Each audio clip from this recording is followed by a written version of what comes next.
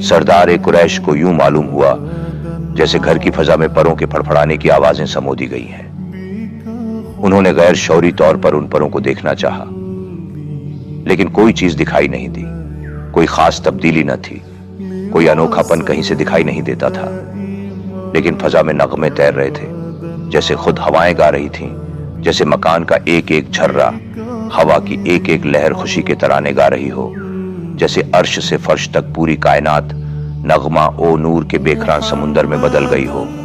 लेकिन इससे पहले कि वो किसी नतीजे पर पहुंच सकते, बरका आ गई। उसने मुस्कुराते होठों और चमकती नाचती आंखों से सरदार के चेहरे पर भरपूर नजर डाली और दरवाजे की तरफ इशारा किया, जिसकी झरियों में से रोने की आवाज एक सैले इम्बेसात को जलों में लिए फूट फूट कर पूरी कायनात को भिगो रही थी। सरदार ने मुस्कुराकर बरका की तरफ देखा और कहा, अंदर जाओ बरका, जाओ अंदर, और आमना से कहो हम अपने पोते को सलाम करने के लिए अंदर आना चाहते हैं।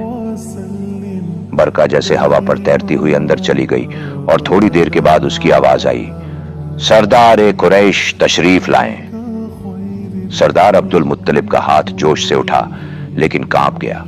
उन्होंने दरवाजा खोला। उनके कदमों पर किसी अनदेखी ताकत ने न जाने क्यों कई कई मन के पत्थर बांध दिए थे।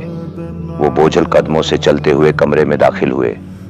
सामने अलगनी पर मोटे कंबलों ने कमरे को दो हिस्सों में तकसीम कर दिया था। कंबलों की चादर के इस तरफ सरदार कुरैश खड़े थे और उस पर्दे की ओट में से रोने की आवाजें सुनाई दे रही थीं। बरका ने कंबल एक तरफ हटा दिया। आमना एक पलंग पर लेटी हुई थी और उनका चेहरा ओढ़नी की कई तहों में निस्फ से ज्यादा छुपा हुआ था।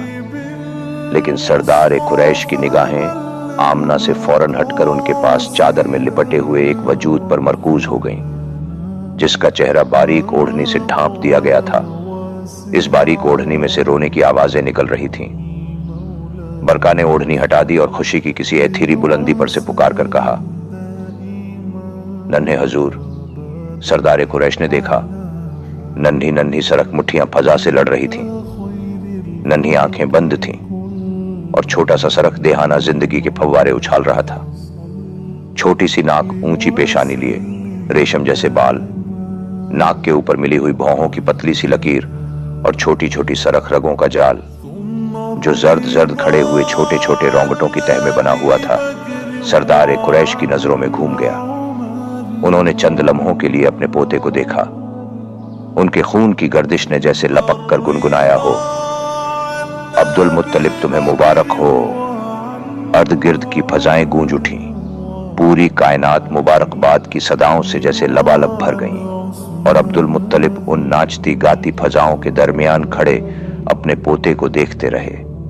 थोड़ी देर के बाद उन्होंने झुककर नन्हे हजूर को उठा लिया। सरदार अब्दुल मुत्तलिब के होंठ झुके और बुलंद पेशानी से पिवस्त हो गए। अब्दुल मुत्तलिब को यूं महसूस हो रहा था कि उन्होंने आमना के लाल के माथे पर नहीं, मुकद्दस काबा के संग ए असवद पर अपने होंठ रख दिए हैं। और उसी सुरूर को रूह की गहराइयों में करवटें लेते हुए उसी इत्मीनान की लहरों पर सवार अब्दुल मुत्तलिब ने एक दफा फिर करीब से अपने पोते को देखा। उनकी आंखें सिमट गईं। उनका दिल जैसे पिघलकर उनकी निगाहों में सिमट आया हो।